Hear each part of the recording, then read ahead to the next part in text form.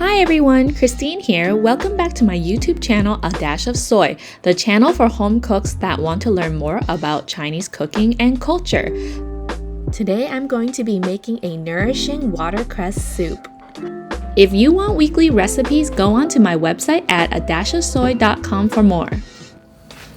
Hi everyone, Christine here. Today I'm going to be making a Chinese watercress soup, which is西洋菜汤 in Chinese. So this delicious vegetable soup is perfect for a detox if you've been eating a lot of heavy or deep fried foods and you're just feeling kind of congested. This soup is very perfectly nourishing and help you detox all the bad stuff from your body. So I love this soup. It's very easy to make. It's actually considered a quick boil soup in Chinese, which is guantong. So it takes about 1.5 hours just to make the soup. So it's pretty quick compared to the regular 3-hour soups you need to make. For this recipe, you're going to need some fresh watercress, lean pork, dates, north and south almonds, and as an option, you can have dried figs or sea cucumber to make your soup even more nourishing and delicious. I can't wait to show you this soup. Let's get started.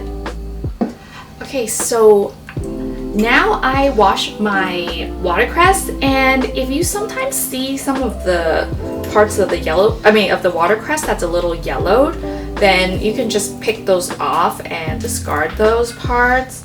And you should always wash your watercress at least 3 times because there are hidden bugs and dirt in these vegetables. They're often grown on the ground with a puddle of water underneath this, so there's like little bugs that hide in between watercress. So I always recommend soaking it with water and pressing it out and pressing all that dirtiness out and rinsing it at least 3 times before you make the soup.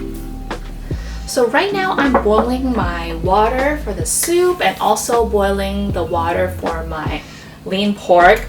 And the reason Chinese people like to use lean pork for soups is because there's absolutely no fat on lean pork, which makes your soup less fatty. But on the other end, you can actually make this soup with pork bones, which has a lot of fat in it, but it also has a lot of collagen in it. And Chinese people believe that if you use pork bones to make this soup as well, it will promote bone health.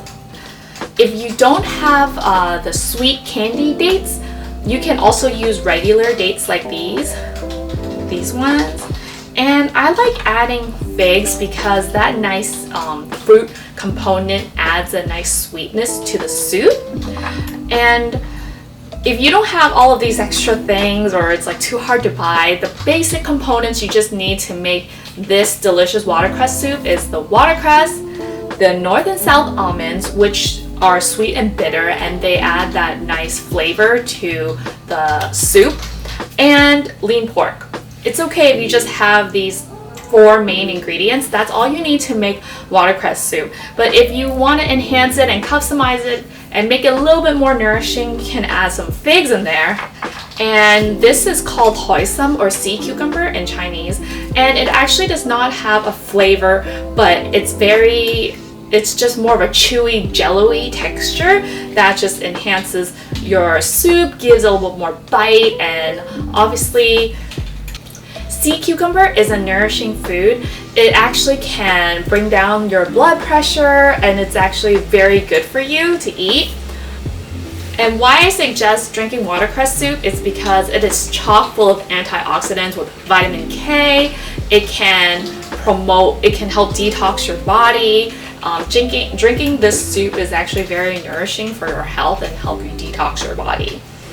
So for these dried items, you can actually buy these almonds, the dates and figs at Chinese supermarket. For the sea cucumber, you might have to go to those dried specialty stores because it is kind of a premium item for Chinese supermarkets. So the Chinese supermarket might not have it. You have to go to those Chinese stores that sell the premium items like abalone or bird nest to find that. But the lean pork and watercress, you can find in the supermarket. And actually, watercress is grown in February and it peaks in February, and it's actually available from April to November. So this soup can be made throughout the year. So watch out for watercress the next time you go to the supermarket. Okay, so right now I'm parboiling my lean pork in a separate pot, and there's a reason for that. You just parboil it for just 2 minutes so that it kind of boils out the impurities out of the pork. So you always do this in a separate pot, never parboil in the same pot. So you just have a separate small pot for the lean pork to just parboil for a quick 2 minutes, drain it with some cold water, and then you can add the lean pork into your soup so it's a little cleaner. Okay, so my water is boiling now, and I'm going to add my Hongzhou, my red date, and it has to be de-seeded, take out the seed. My figs, my north and south almonds, and I already blanched my lean pork and rinse it with cold water. I can add the lean pork in now. And last but not least, my watercress. Okay, so this watercress actually just melts, so you can just really just add it in there, or you can, I like to sometimes add half of it in to get that flavor out and add the last half later on, but it's really up to you. You can actually just add the whole thing in there. It's not a big deal. Just add all that watercress in there and boil it for about 1.5 hours or so.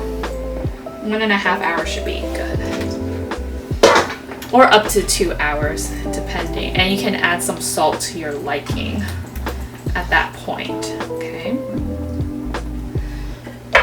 so I'm just gonna put my lid on, and at this point, if you do have the hoisin or the sea cucumber, you do not add it, right?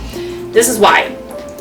So sea cucumber can actually melt if you boil it for too long, and you don't want that, okay? So you just actually add in the sea cucumber the last 30 minutes or so of cook, and that should be fine. You really don't want the sea cucumber to melt in the soup and disappear. So just adding this in the last 30 minutes is fine.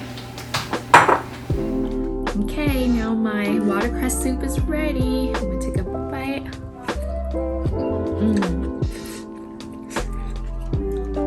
I love eating watercress. I have a little bit of soup. The soup doesn't need much salt, just a little bit, but it's perfect. You can taste like the watercress and the lean pork. I'm gonna have a little bit of sea cucumber. The sea cucumber doesn't have much taste. It just has a nice chewy flavor that just makes the soup taste even better.